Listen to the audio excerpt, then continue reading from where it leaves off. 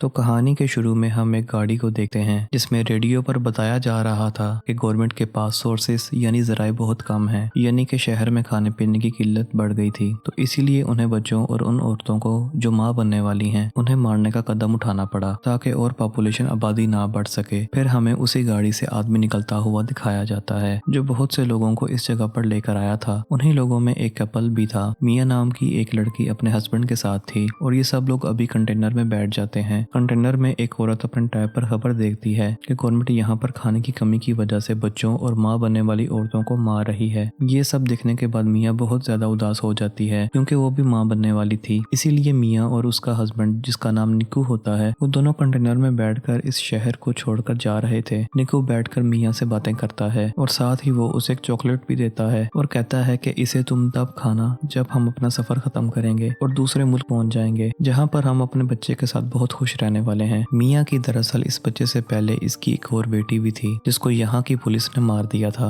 अब इनकी बातों के बीच कंटेनर का दरवाजा बजने लगता है। जब निकू देखने जाता है तो एकदम से दरवाजा खुल गया था। अंदर और भी बहुत से लोग आते हैं। इस कंटेनर में बहुत सारे लोग जमा हो गए थे, इसीलिए बाहर खड़ा आदमी जिसके हाथ में गन थी वो कहता है कि आधे लोग बाहर आ जाओ, हमारा दूसरा कंटेनर आ रहा है, बाकी उसमें जाएंगे। तभी निकू को भी उन लोगों के बीच में गन दिखाकर निकाल लिया जाता है। मियाँ कंटेनर के सुराग से देखती है कि निकू को 107 नंबर के कंटेनर में भेजा जा रहा था। निकू मियाँ से फोन पर बात करता है। वो उससे कहता है फिक्र नहीं करो, हम दोनों एक ही जगह पर जा रहे हैं, हम इकट्ठे हो जाएंगे, बस तुम इस सफर के दौरान अपना और मेरे बच्चे का ख्याल रखना और इर्द गिर्द किसी भी इंसान पर भरोसा मत करना। मियाँ का कंटेनर चलने लगता है। रास्ते में वो देखती है गवर्नमेंट की पुलिस बाहर औरतों को जमा करके जो खास तौर पर माँ बनने वाली हैं उन्हें मार रही होती है। कुछ देर के बाद कंटेनर रुक जाता है। मियाँ सुराग से देखती है कुछ ऑफिसर्स ने कंटेनर को तलाशी के लिए रोक लिया था। अब कंटेनर को खोलकर जब चेक किया जाता है तो वो उन्हें पूरी तरह खाली मिलता है। दरअसल इस कंटेनर के अंदर छुपने की खुफिया जगह थी, तभी उधर सब लोग छुप गए थे। ऑफिसर जब गोली चलाता है तो उसे भी पता चल गया था कि अंदर खाली बहुत सी जगह है। अब पुलिस ऑफिसर्स सबसे कहता है देखो सब लोग बाहर आ जाओ वरना तुम्हें ऐसे ही मार दिया जाएगा। ये सुनकर मियाँ उस कंटेनर के अंदर रखे डब्बों के ऊपर चढ़ गई थी। तभी वहाँ पर एक लड़की अपनी जान बचाने की खातिर दरवाजा खोल देती है। जैसे ही वो बाहर आती है ऑफिसर ने उसके सर पर गोली चला दी थी और एक एक करके सबको मार दिया जाता है। सबको खत्म करने के बाद ऑफिसर ये हुक्म देता है कि यहाँ से लाशों को ठिकाने पर लगाकर कंटेनर को साफ करके शिप में भेज दिया जाए। ऑफिसर के आदमी ऐसा ही करते हैं। मियाँ जो के ऊपर जाके छुप गई थी अब वो नीचे आती है और निकू को फोन लगाकर बात करने की कोशिश करती है, मगर निकू का फोन बंद आ रहा था। इससे मियाँ बहुत ज्यादा परेशान हो गई थी। फिर वो वहाँ पर उन्हीं मरे हुए लोगों के सामान को देखने लगती है जो कंटेनर में थे। उसे बैग से ड्रिल मशीन, चाकू और लाइट मिलती है और भी बहुत सी चीजें थी। मियाँ का कंटेनर शिप में रखवा दिया जाता है। रात भी हो गई थी। तभी समंदर में तूफान आ गया था। उस तूफान की वजह से मियाँ का कंटेनर जोर जोर से हिलने लगता है। वो मदद के लिए बहुत ज्यादा चिल्लाती है मगर यहाँ पर कोई भी उसकी आवाज सुनने वाला नहीं था। कंटेनर अब और भी ज्यादा जोर जोर से हिलने लगा था जिस वजह से मियाँ का सर एक बॉक्स पर लगता है। वो बेहोश हो गई थी। अब जब सुबह होती है और मियाँ को होश आता है तो वो देखती है कि उसका कंटेनर बाकी कंटेनर्स की तरह समंदर में डूब रहा है। वो निक्कू को कॉल करने की भी कोशिश करती है मगर उसका फोन भी टूट चुका था। पास उसे बहुत सी आवाजें आ रही थी जो कंटेनर में बंद लोगों की आवाजें थी। सब मदद के लिए चिल्ला रहे थे। वो अपने कंटेनर के सुराग से देखती है कि 107 नंबर वाला कंटेनर पानी में डूब गया है जिसमें निक्कू था। अपने हस्बैंड की ऐसी मौत देखकर तो वो बहुत ज्यादा टूट चुकी थी। सोचती है अगर निक्कू ही नहीं रहा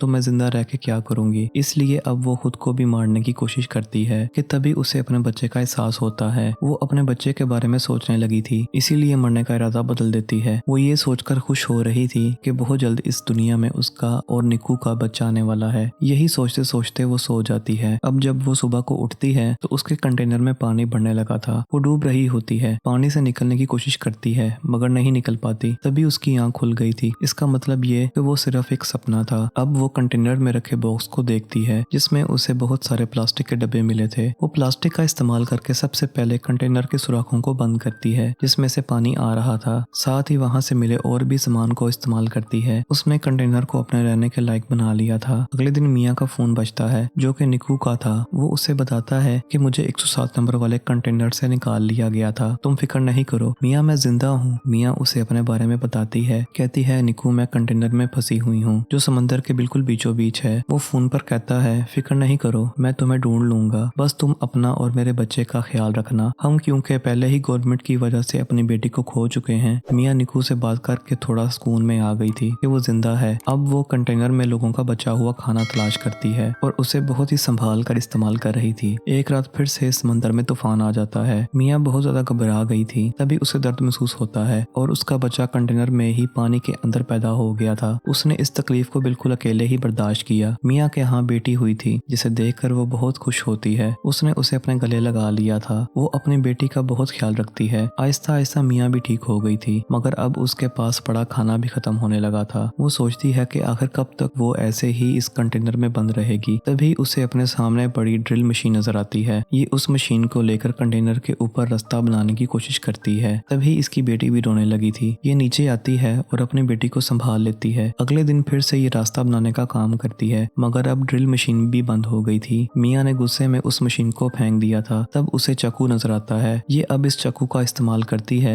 मगर चाकू भी टूट गया था। मियाँ देखती है कि उसके पास ना पीने के लिए पानी बचा था और ना ही खाने के लिए खाना। उसकी हालत बहुत ज्यादा खराब थी। वो बेहोश हो जाती है। उसे अपनी बेहोशी की हालत में अपनी बेटी नजर आती है जिसको गवर्नमेंट ने मार दिया था। उसे अपने पास निक्कू भी महसूस होता है जो उसे बस यही कह रहा था, मियाँ इसमें तुम्हारी कोई गलती नहीं, तुमने हर कोशिश की। कि तभी मियाँ के मुंह पर बारिश का कतरा गिरता है। उसे होश आ गया था। वो अब एक कपड़े को फंसाकर कंटेनर के उस हिस्से को खींचती है जिसमें उसने सुराख किए थे। मियाँ की मेहनत रंग ले आई थी। तभी वो हिस्सा खुल जाता है। वो पहले तो डब्बों में पीने के पानी को जमा करती है। फिर जब वो बाहर आती है तो देखती है उसका कंटेनर समुद्र के बीचों बीच था, जहाँ पर दूर दूर तक उसे कोई भी नजर नहीं आता। वो अब अपनी बेटी को लाकर आसमान और समंदर दिखाती है। कहती है हम यहाँ से जरूर निकलेंगे। तभी उसे समंदर में मछलियाँ नजर आती हैं। मियाँ को ये देखकर एक आइडिया आता है। वो मछलियाँ पकड़ने वाला एक कांटा बनाती है जिससे वो मछलियाँ पकड़ने की कोशिश कर रही थी, मगर उससे एक भी मछली नहीं पकड़ी जाती। वो बहुत थक चुकी थी और ऊपर ही लेट जाती है। तभी उसे आसमान पर एक प्लेन नजर आता है। अब मियाँ जल्दी से कंटेनर के अंदर जाकर शीशे का टुकड़ा लाती है ताकि वो उसके रिफ्लेक्शन अक्स से प्लेन को अपनी तरफ बुला सके, मगर जल्दी जल्दी में उसकी टांग पर चोट लग गई थी। लेकिन फिर भी वो हिम्मत नहीं हारती और शीशे के टुकड़े को लाकर प्लेन पर उसका अक्स करती है, मगर वो प्लेन जा चुका था। वो मायूस होकर नीचे आ जाती है और अपने जख्म को सीकर उस पर पट्टी बांध लेती है। साथ ही उसे अपने पास बहुत सारे एयरफोन्स पड़े हुए मिलते हैं। अब वो सारी रात जाकर एयरफोन की तारों का इस्तेमाल करके जाली बनाती है। अगली सुबह वो उस जाली से मछलियां पकड़कर अपना पेट भरती है। वो कई दिन तक ऐसे ही मछलियां पकड़ती और अपना पेट भरती। उसने अपने पास पड़े डब्बों में भी मछलियां पकड़कर रख ली थी। वो रोजाना अपना नंबर लिखकर प्लास्टिक के डब्बों में बंद करके बहा दिया करती थी ताकि कोई तो उसकी मदद के लिए आए। एक रात उसे निकू का फोन आता है जो कहता है मियाँ मुझे माफ कर दो, मैं तुम्हें बचाने नहीं आ सका। हमारे कंटेनर को पुलिस ने पकड़ लिया है, मुझे गोली लगी है। मियाँ कहती है निकू हमारी बेटी हुई है जो बिल्कुल तुम्हारे जैसी है। वो उसे अपनी बेटी की आवाज भी सुनवाती है कि तभी उसका फोन बंद हो गया था। मियाँ बहुत रोती है और कंटेनर के ऊपर ही सो गई थी। ऐसे ही उसे कंटेनर में रहते 32 दिन गुजर जाते हैं। कंटेनर में जितना भी सामान था सब मियाँ ने इस्तेमाल कर लिया था जो जो उसके काम आ सकता था। अब वो कंटेनर के ऊपर डब्बों का इस्तेमाल करके एक छोटी सी कश्ती बनाती है जिसमें उसने अपनी बेटी को लटा दिया था और मछलियां जमा करती है कि तभी उसे एक परिंदा नजर आता है जिसे देखकर वो सोचती है कि आसपास जरूर कहीं खुशकी होगी। थोड़ी देर में रात भी हो जाती है। मियाँ के कंटेनर में पानी भरने लगा था। उसकी बेटी की तस्वीर कंटेनर में गिर गई थी। मियाँ जब उसे लेने जाती है तो उसका पाँव रस्सी में फंस गया था। तभी ऊपर से उसकी बेटी की छोटी कश्ती पानी में बह गई थी। मियाँ किसी तरह अपने पाँव को जैसे तैसे छुड़वा कर बाहर आती है, मगर अब उसे अपनी बेटी कहीं पर नजर नहीं आती। वो पागलों की तरह उसे यहाँ वहाँ ढूंढ रही थी, मगर वो उसे कहीं पर भी नहीं मिलती। दूसरी तरफ मियाँ की बेटी के पास एक बहुत बड़ी व्हील मछली आती है जो उस पर पानी गिराती है तो मियाँ की बेटी रोने लगी थी। मियाँ अब उसकी आवाज सुनकर तैरकर उसके पास पहुंचती है और अपनी बेटी से कहती है मैं सिर्फ तुम्हारी वजह से जिंदा हूँ, असल में तो तुमने मुझे बचाया है। इतना कहकर मियाँ उसी कश्ती का सहारा लेकर सो जाती है। जब सुबह होती है और मियाँ की आंख खुलती है तो वो डब्बा खोलकर एक मछली खाती है जो उसने कश्ती के साथ डब्बे बांधे हुए थे। मियाँ अपनी बेटी को देखकर कहती है हमने वो सब किया जो हम कर सकते थे, असल में तुमने मेरी जान बचाई है। तभी मियाँ आसमान पर कुछ परिंदे देखती है। वो उनके लिए मछलियाँ फेंकती है। उसके इर्द गिर्द बहुत सारे परिंदे जमा हो गए थे। तभी दूर से कश्ती में एक लड़की की नजर उन परिंदों पर पड़ी थी। वो अपने डैड को अपनी बोट से वहां पर ले जाने का कहती है। जब ये उधर आते हैं तो उन्हें मियाँ की बेटी मिलती है। वो लड़की उस कश्ती को देखकर सोचती है कि आखिर इतनी प्यारी बच्ची वो भी पानी में किसी ने कैसे छोड़ दी। तभी उन्हें मियाँ की बेटी की कश्ती के साथ एक रस्सी बंधी हुई नजर आती है। जब वो उस रस्सी को खींचते हैं जिसमें से मियाँ बाहर आती है, उसने दरअसल उस रस्सी को अपने बाजू से बांध लिया था। वो मियाँ को ऊपर खींचते हैं। लड़की उससे बचाने की कोशिश करती है क्योंकि मियाँ बेहोश हो चुकी थी। वो लड़की मियाँ को किसी तरह होश में लाने की कोशिश करती है, मगर मियाँ का सांस पानी में रहने की वजह से बंद हो गया था। जब मियाँ अपनी बेटी के रोने की आवाज को सुनती है तो उसे होश आ गया था। वो उनसे पूछती है कि मेरी बेटी कहाँ पर है। वो लड़की मियाँ की गोद में उसकी बेटी देती है। बोट में लड़की के डैड मेडिकल मदद बुला रहे थे। मियाँ सबको देखकर बहुत खुश थी। उसकी और उसकी बच्ची की जान को इन लोगों ने बचा लिया। वो अपनी नई जिंदगी के बारे में सोचकर रोने लगती है। मियाँ ने बहुत सी मुसीबतों का सामना किया था, आखिरकार उसने अपनी और अपनी बेटी की जान को बचा लिया। माँ बनने की ताकत ने उससे हर वो काम करवाया जिसके बारे में उसने कभी सोचा भी नहीं था। उसने बहादुर लड़की की तरह कंटेनर में बहुत सारे दिन गुजारे। मियाँ की इसी बहादुरी को देखते हुए इस फिल्म की कहानी भी यहीं पर खत्म हो जाती है।